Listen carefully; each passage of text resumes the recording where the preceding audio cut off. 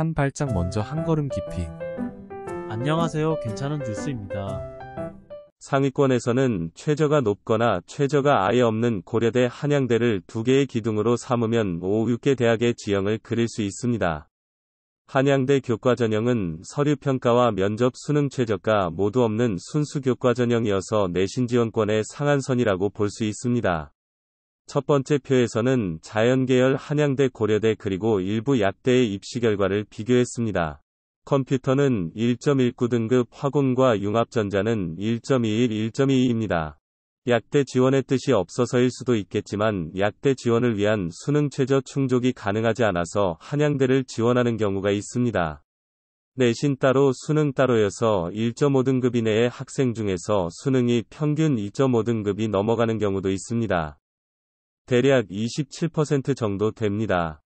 약 1,500명 정도 되는 학생입니다. 한양대 교과전형의 모집 인원은 고작 338명입니다. 학종 경쟁력이 내신 성적과 직결되는 것은 아닙니다라는 말은 침소봉대인 가짜뉴스입니다. 정확한 워딩은 학종은 내신 성적이 좋을 뿐 아니라 플러스 알파가 있어야 한다는 것입니다. 27%의 학생은 내신이 1.5등급 안쪽임에도 불구하고 수능은 2.5등급 밖입니다. 1.5등급 이내의 내신을 갖춘 학생 중에도 절반 정도가 수능 2등급 밖입니다. 그래서 내신도 좋고 수능 성적도 좋고 사고력도 뛰어난 학생을 뽑고 싶은 것이 학종이다라고 보면 됩니다.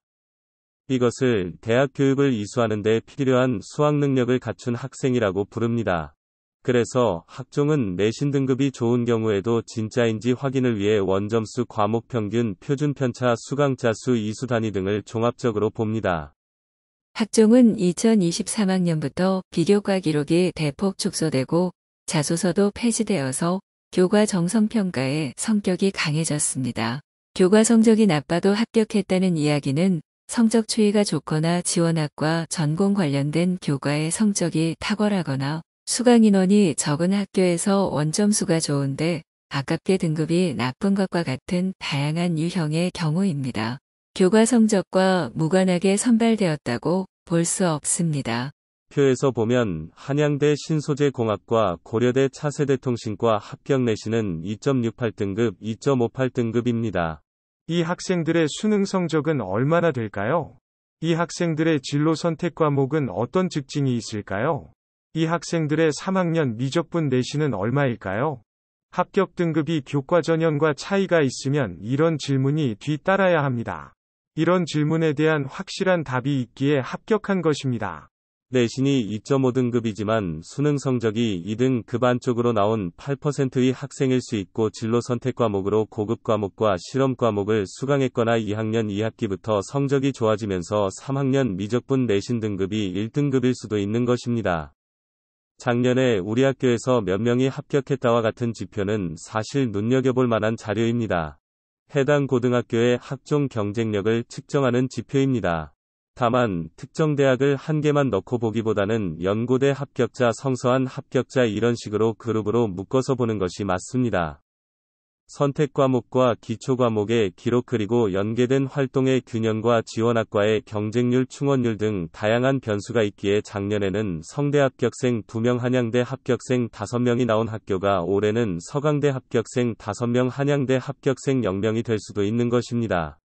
한 대학만으로 측정하는 것은 위험하지만 작년 우리 학교 합격생의 수준을 파악하는 것은 도움이 됩니다. 이제 숭실대와 아주대를 비교해봅니다. 두 개의 대학도 고대와 한양대처럼 기둥이 될 수 있는 대학들입니다.